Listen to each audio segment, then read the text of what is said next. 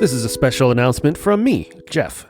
This season, Matt's going to do a reading of each chapter as we finish it, so that at the end of the season you can have the entire Gospel of John as read by Matt. However, since we clearly value professionalism so much around here, Matt didn't get chapter 1 read until recently.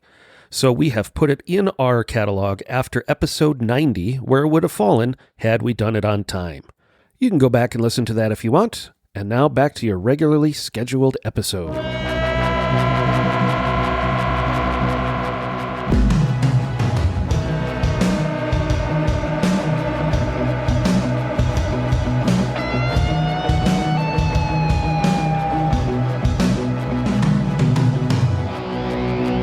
Hey, my friends, it's Matt. This is the 10-Minute Bible Hour podcast. And the other day, I offhandedly used a word, a verb, a slang term to characterize what Jesus is kind of doing here in John 2 as he goes back and forth with the Jews who demanded of him a miraculous sign to prove that he had the authority to go around flipping over tables and purging the temple. And that term was trolling. I was just musing about, is Jesus trolling these people? Would that be the right word? And that's kind of, it's kind of a big deal. Troll sounds like a very harsh word, and I associated it with Jesus, and I'm very, very pro-Jesus. And I've been reflecting on that a bit, and I wanted to follow up on it because I think it gets us into what we're talking about today really well. Okay, to troll, well, in the best sense of the word, to troll is to throw something out and see who kind of takes the conversational bait to expose the insincere, disingenuous thinkers. The more negative version of trolling would be just throwing something out, kind of rage baiting people to see who will take the bait and get mad and get people fighting just because you want to see the world burn. I certainly would not suggest that Jesus is doing the latter.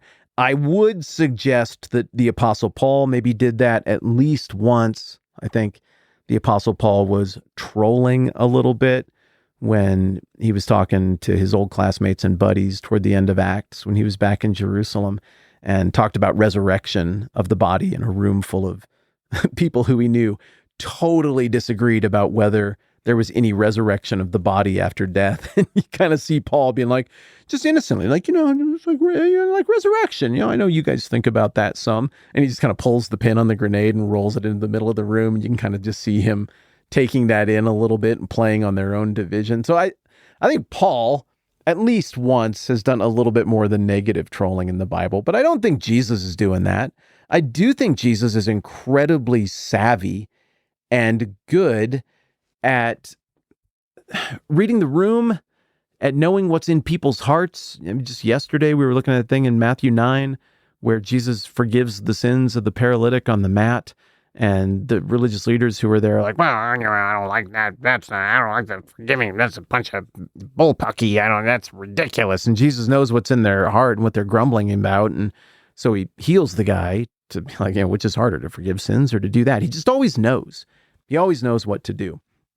And so with that level of sophistication that we see from Jesus socially all the time, it's hard to believe that there isn't a little bit of trolling in the best sense of the word here when the Jews demand of him a sign. What miraculous sign can you show to prove your authority to do this? And Jesus gives them a sign, not in the way that they're wanting, like, do something right now, make a trick happen, like, make something disappear, make something, like, come on, do it, like, make it so that, like, like, stab some lady in a box, but have her not get stabbed, do something cool. And Jesus instead gives them something that's going to happen much later.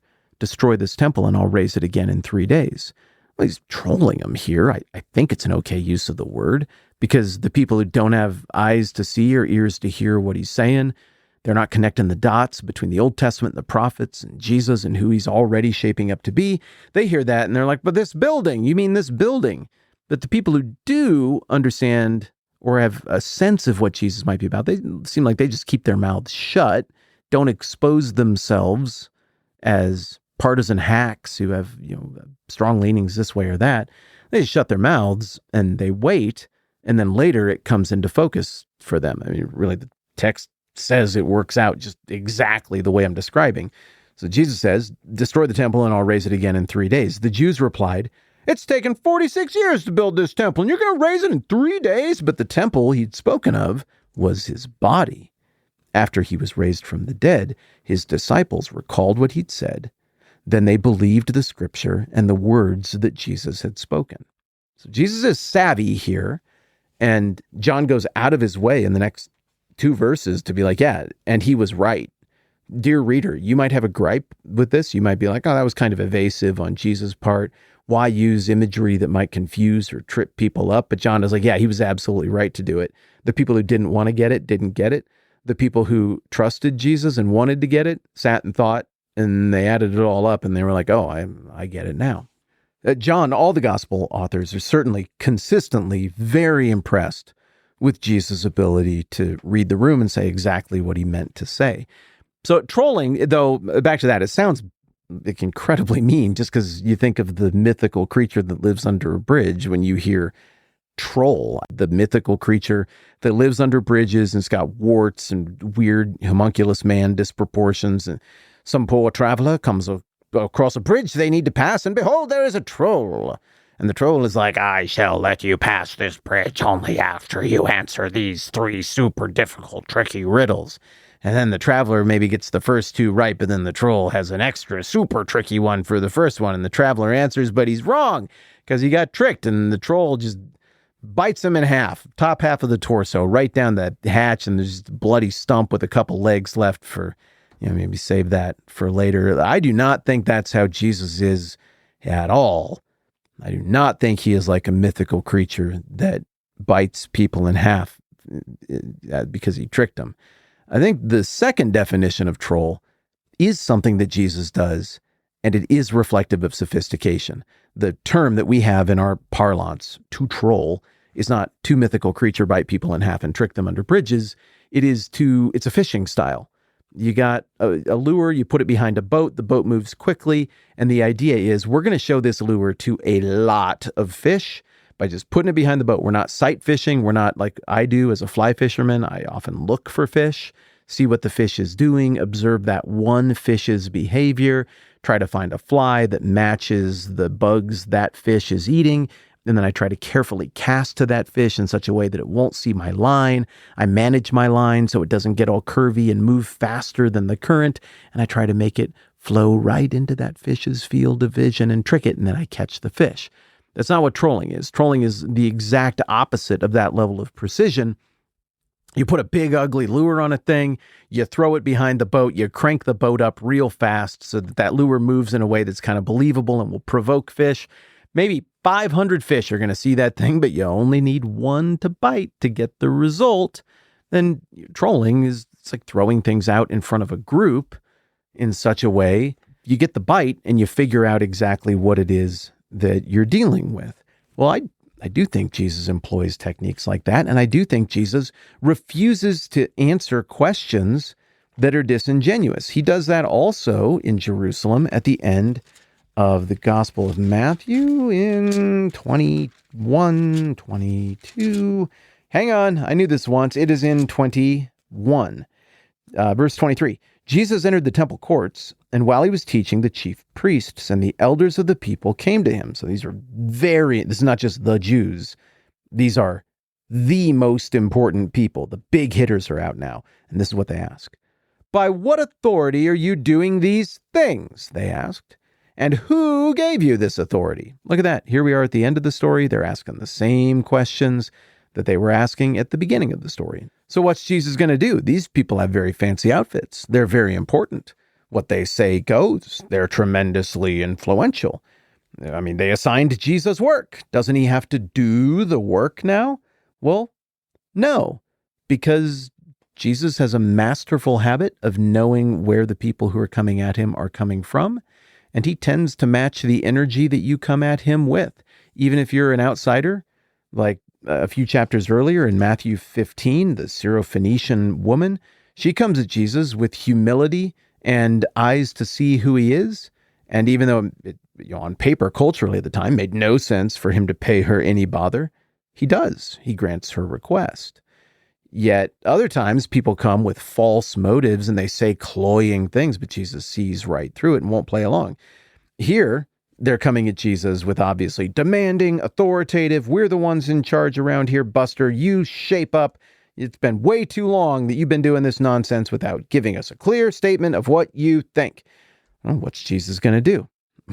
Apparently, he's going to ask them a question back. Jesus replied, I will also ask you one question. If you answer me, I'll tell you by what authority I'm doing these things. John's baptism, where did it come from? Was it from heaven or from men? Dang it, that's not how it's supposed to work. But Jesus has been acting like this since Luke 2 when he was a 12-year-old boy in the temple. He can handle his business. What's funny is now the scene shifts. The people who are on the offense, the religious leaders, they have to go on the defense. And they're not just going to answer the question. Jesus can do all this, off the cuff, from the hip. He knows who he is. He's not lying. He's completely authentic, so he can just say stuff. They can't. They have to have a meeting every time they say something. So they do a little huddle. They discussed it among themselves and said, well, if we say from heaven, he'll ask, well, then why didn't you believe him? But if we say from men, well, we're afraid of the people, for they hold that John was a prophet. So then they come out of their little huddle. So they answered Jesus, we don't know. Then Jesus said, well, neither will I tell you by what authority I'm doing these things. And a little bit of paraphrase is mine here. And then he just went back to whatever he was doing before. It's awesome. And this pattern repeats again and again and again. Look, maybe the word trolling is one that you have slightly different associations with, and you don't like me using that about the Lord and Savior, Jesus Christ. Okay, I'm not offended by that. I hold Jesus in, the highest of regard. He's the best. God in the flesh. I'm a real big fan. I'm more than a fan. So I'm never going to argue with somebody who's like, hey, don't talk about Jesus that way. Okay, cool. We can agree to disagree on this. No offense intended. I mean it as a compliment.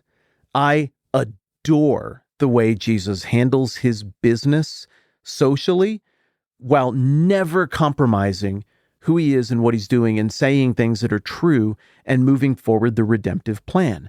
There's this great scene in Nehemiah that I think is sort of predictive of how Jesus handles this stuff. Nehemiah's rebuilding the walls, and along come people who we know are bad actors. They've already outed themselves as bad actors. And they're like, come down from up there. We need to talk to you about some things at the abandoned parking lot behind the storage shipping containers. It'll just only take a minute. You can just come alone. It'll be fine. A little bit of paraphrase there, but that's the gist. Come down off the wall. We just need to chat.